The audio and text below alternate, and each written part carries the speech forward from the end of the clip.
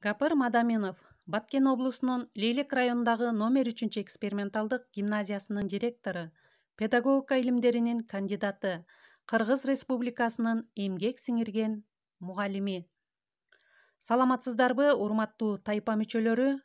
Талас облусундагы Энелер мектебинин айым жана жаш мугалимдер мектебинин координатору, агайдын шакирти Салтанат Бейшенова.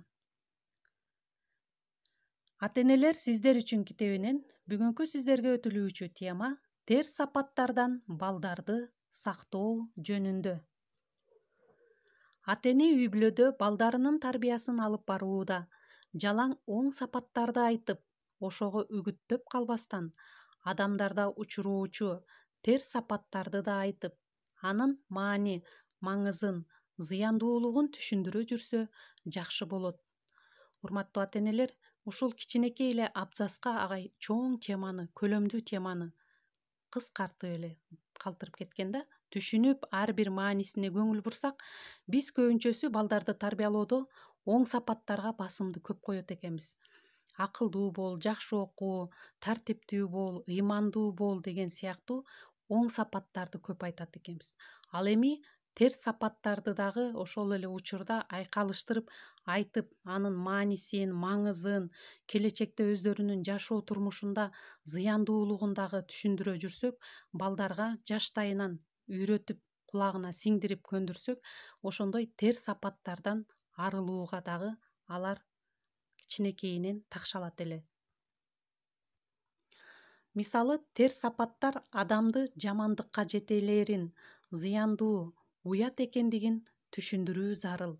Ошол эле учурда балдарга оң сапаттарды дагы айтып, анан терс сапаттар дагы биздин өздөрүнүн келечектеги жашоосунда кандай зыяндуу жактары бар экенин дагы айтып түшүндүрө кетсек жакшы болот. Биринчиси кызганыч, көрө албастык, ээн ооздук, текебердик, жалганчылык. Мына күнүгө балдар менен отурганда бунун ар бири өзүнчө чоң тема. Биз бул жерде катары менен эле номери менен айтып кетип атам, бирок ар бирине маани берип, бир күндүк тема кылып алсаңыздар дагы жакшы болот. Ыпластык, чыгымчылдык, кыянатчылык, түркөйлүк, жалкоолук. Мына ушулардын баардыгы өзүнчө бир чоң тема. Пастык, эки жүздүүлүк, куулук, кекирейгендик, менминсинүү, бийлик байлыгына чиренүү, кошоматчылык жана башка дагы терс сапаттарды өзүңүздөр дагы улап кошуп алсаңыздар болот. Ар дайым балдар менен маектешкенде сөзсүз түрдө оң жана терс сапаттардын зыяндуу жактарын дагы айтып жүрсөк жакшы болот.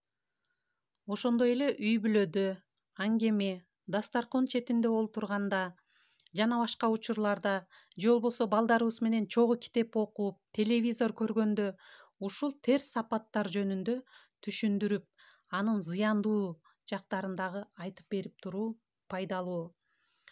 Китепти жана кинодогу терс каармандардын ушундай терс сапаттары жөнүндө балдар менен аңгемелешүү жана ошол көргөн же болбосо окуган терс каармандарды балдар менен биргеликте талкуулоо жакшы натыйжа берет.